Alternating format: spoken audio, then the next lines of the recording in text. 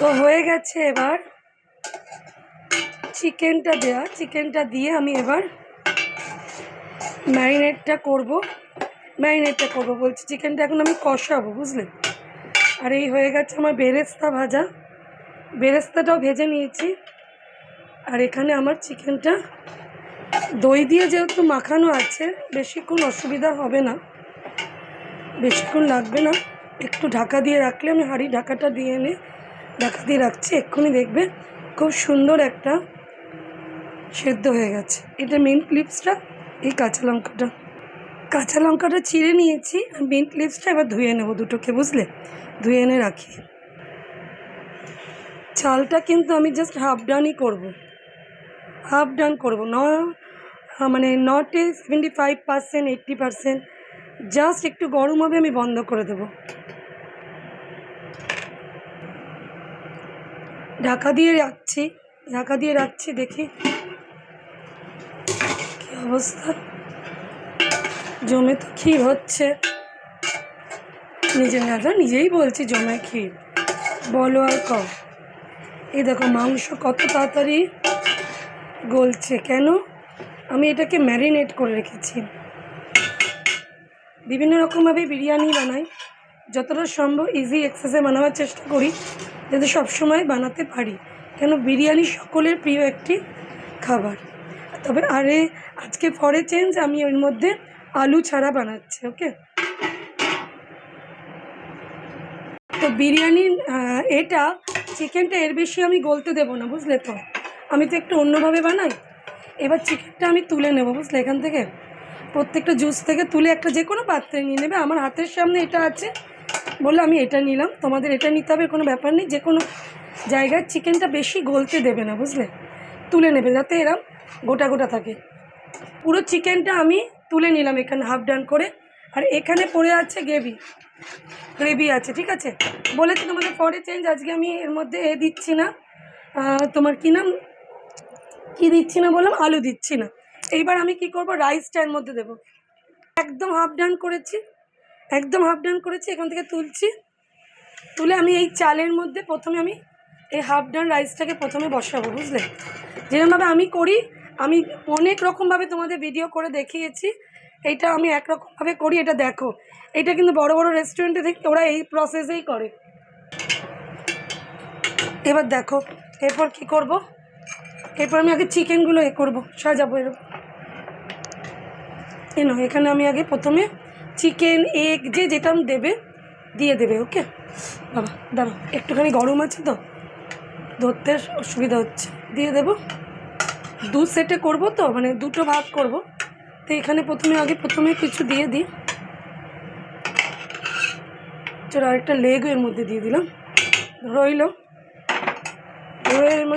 এবার এর মধ্যে কি করব, মিঠা আতর কেওড়া যে জলটা বানিয়েছি ওটা দেব।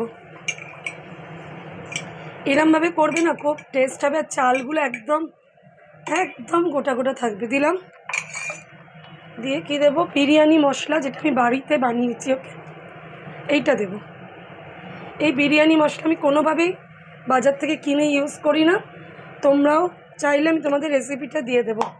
তারপর দেব এখানে মিন্ট লিভ, যেটার জন্যে আমিনিয়া কিন্তু মিন্ট লিভ ছাড়া বিরিয়ানি করে না, এবং কিছু কাঁচা লঙ্কা দিলাম। আর এখানে মাঝখানে এবার দেব কিছুটা বেরেস্তা। একটা পার্ট করলাম, এবার আসছি আমি সেকেন্ড পার্টটায়। তোমরা এর মধ্যে কেউ ডিম টিম যা দেবার, যার যেরকম ইচ্ছা দিতে পারো, আমি আজকে দিলাম না, তাই ঠিক সেম প্রসেসে আমি এখন সেকেন্ড পার্টে এবার চিকেনগুলো আমি একটু বসিয়ে দেব। যেরম তোমাদের চিকেন, এগ, ডিম, আমি আজকে অনেক দিন বাদে একটু এগই, আলু টালু একটুখানি দিলাম না। কী দেবো, যে মিঠা আতর দিয়ে যে জলটা আমার রেডি করা ছিল, এটা একটু কোনায় ভালো মতন বসিয়ে দিলাম, ওকে কোনায় পৌঁছায় আর কি। এরপর কি দেবো, এরপরে বিরিয়ানি মশলা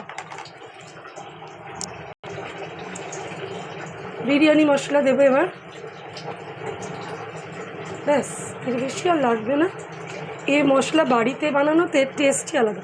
এ বিরিয়ানি ফুলে উঠবে হাঁড়িতে, বুঝলে। এরপর দেবো এখানে বেরেস্তা।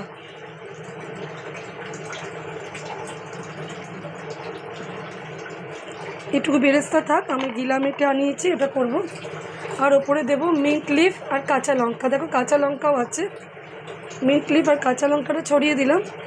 এরপরে কিন্তু শেষ না, লাস্ট যেহেতু এখন পড়বে এর মধ্যে